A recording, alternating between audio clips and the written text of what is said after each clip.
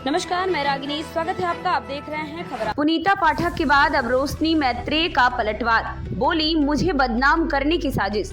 रीवा शहर में चर्चित 35 लाख रुपए की कथित ठगी का मामला अब नया मोड़ लेता दिखाई दे रहा है।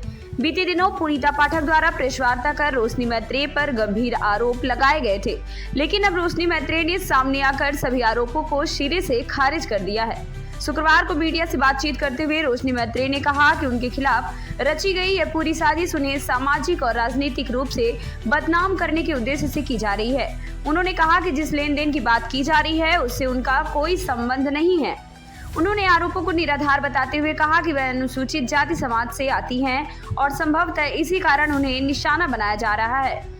रोशनी मैत्रेय ने बताया कि हाल ही में सोशल मीडिया पर 100 करोड़ रुपए की कथित ठगी से जुड़ा एक वीडियो वायरल हुआ था। इसके बाद पुनीता पाठक और उनके पति रमेश पाठक द्वारा उन पर 35 लाख रुपए की ठगी का आरोप लगाया गया। उन्होंने दावा किया कि इस कथित निवेश मामले में शामिल करीब 300 महिलाओं ने एसपी कार्यालय पहुंचकर बयान दिए थे और कई साक्ष्य भी प्रस्तुत किए थे। उनका कहना है कि उन महिलाओं ने पुनीता पाठक को ही पूरे मामले का मास्टरमाइंड बताया है। रोशनी मैत्रेय ने यह भी कहा कि सोशल मीडिया में कुछ ऑडियो वायरल हुए हैं जिनमें पुनीता पाठक द्वारा ब्याज पर पैसे लेने और कमीशन लेने की बात कही जा रही है। वहीं रोशनी मैत्रेय के ससुर ने चेतावनी देते हुए कहा कि यदि आरोप वापस नहीं लिए गए तो पुनीता पाठक के खिलाफ मानहानि का मामला दर्ज कराया जाएगा। मैत्रेय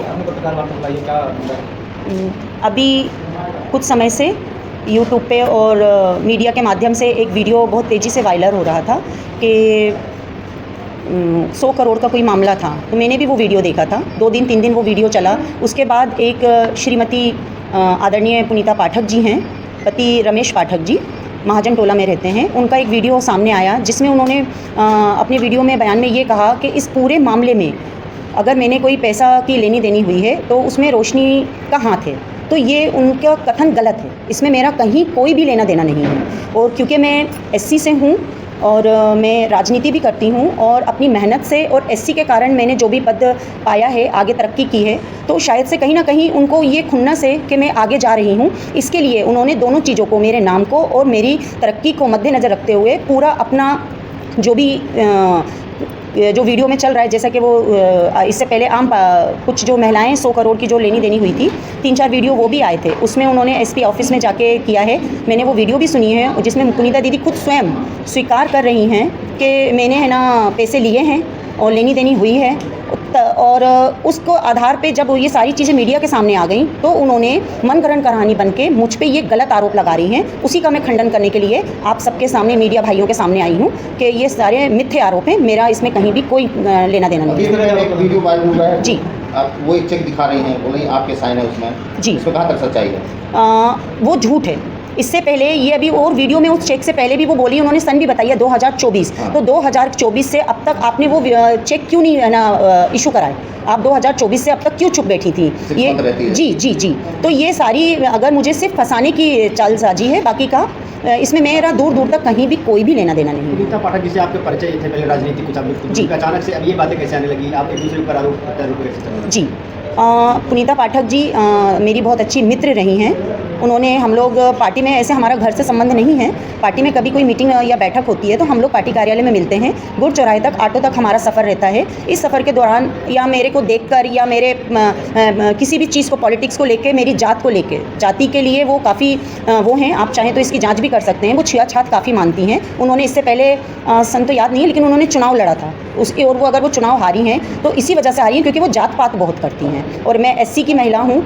इसकी वजह से उन्होंने मेरे ऊपर ये सारी चीज़ मनगढ़ंत आरोप लगाया है कि मैं इसका खंडन नहीं कर पाऊंगी। छोटी जात से आती हूँ और मेरे साथ कोई नहीं है, मैं एक अकेली महिला खड़ी हूँ, इसलिए उन्होंने अपना पूरा आरोप मुझ पे लगाया है। अभी कब से आपकी उनकी मुलाकात है कि बात कैसे नहीं हुई?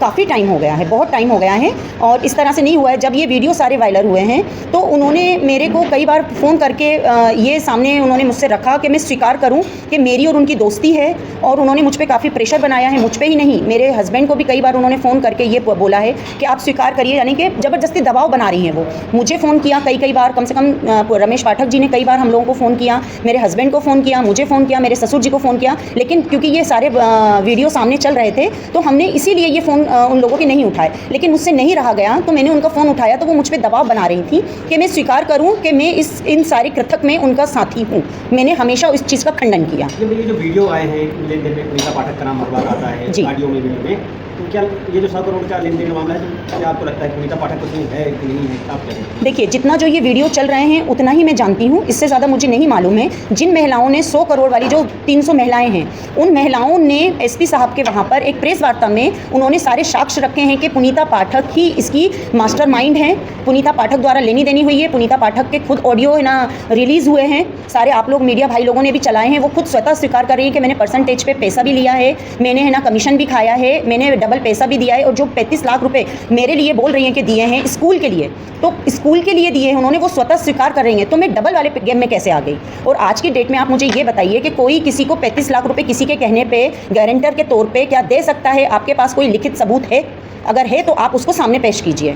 आप मुझे ज़बरदस्ती इस केस में उलझाया जा रहा है, मुझे फंसाया जा रहा है। आपकी इतनी बड़ी रकम कहाँ से आई, किस चीज़ के लिए आई, और अब आपके ऊपर आरोप क्यों लगा? ये इतनी बड़ी रकम कहाँ से आई, ये चीज़ वो पुनीता दीदी ही इसका आपको सही आंसर दे सकती हैं कि ये इतनी बड़ी रकम कहाँ से आई। मैं मिडिल क्लास से हूँ, मध्य वर्गीय महिला हूँ, अपना एक छोटा सा मेरा कारोबार है, हम लोग मिडिल क्लास हैं और इतनी लेन देनी कभी हम लोगों की कभी कहीं किसी से लेनी देनी नहीं है। आप लोग मीडिया भाई बंधु जाएँ तो हमारा बैकग्राउंड भी चेक कर सकते हैं। सभी मीडिया के सम्मानीय सदस्यों का अपनी ओर से प्रणाम नमस्कार करता हूँ। कुछ दिनों से मैंने वीडियो के माध्यम से ये रोशनी मैत्रेय जो है, ये हमारी बहू है,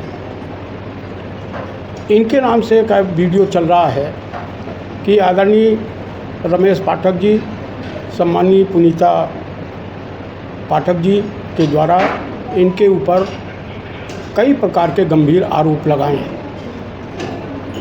मैं उन आरोपों का वजनदारी के साथ खंडन करता हूँ, भर्त्सना करता हूँ और निंदा करता हूँ। मेरा परिवार जो है आज 50-65 साल से राजनीति में है और आज दिनांक तक कभी भी कोई आरोप हमारे परिवार के ऊपर आज तक नहीं लगे। मैं वीडियो देखकर मैं बहुत दुखी हुआ और आज मैं आपके माध्यम से उन्हें कहना चाहता हूं कि जो भी आरोप आपने लगाए हैं वो सारे आरोपों को आप स्वतः अस्वीकार करें, अन्यथा मुझे बहुत तकलीफ़ के साथ कहनी पड़ रही है कि मैं मानहानि का दावा माननीय न्यायालय में पेश करूँगा, जिसकी सारी जिम्मेवारी इन दोनों की होगी।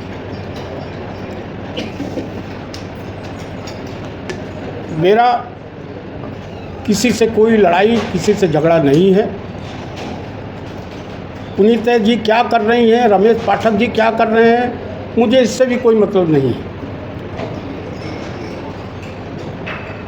मैं पुलिस डिपार्टमेंट से आग्रह करता हूं, बिना निवेदन करता हूं कि इसकी उच्च स्तरीय जांच करा दी जाए ताकि सच्चाई सामने आए और कौन सच्चा है कौन झूठा है ये तहकीकात में अपने आप सब मीडिया के सामने आ जाएगा। मैं इन्हीं शब्दों के साथ एक बात और कहना चाहता हूं कि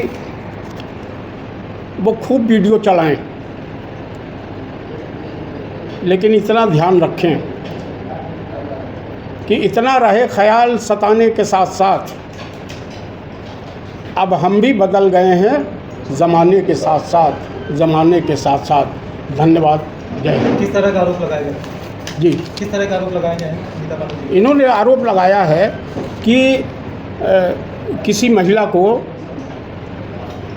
पुनीता जी द्वारा पैसा दिया गया और वो पैसा जो है रोशनी मैत्रेय के माध्यम से दिया गया, 45 लाख रुपए, 35 या 45 ऐसा कुछ दिया। किस आधार पर आरोप लगाया? और उनका ये कहना है कि रोशनी जी से हमारी दोस्ती थी। अगली महिला ने पैसा मांगा, हमने कहा कि अगर रोशनी जी कह दें तो हम दे देते हैं। तो रोशनी जी ने कह दिया कि हाँ आप दे दो, इसकी जिम्मेवारी हमारी है। उन्होंने पैसा दे दिया। पैसे देने का आधार क्या है उनके पास, कुछ प्रूफ है? बाकी और कुछ आधार, सारी चीज़ें हवा हवाई। इसीलिए मैं मांग करता हूँ कि इसकी उच्च स्तरीय जांच करा दी जाए।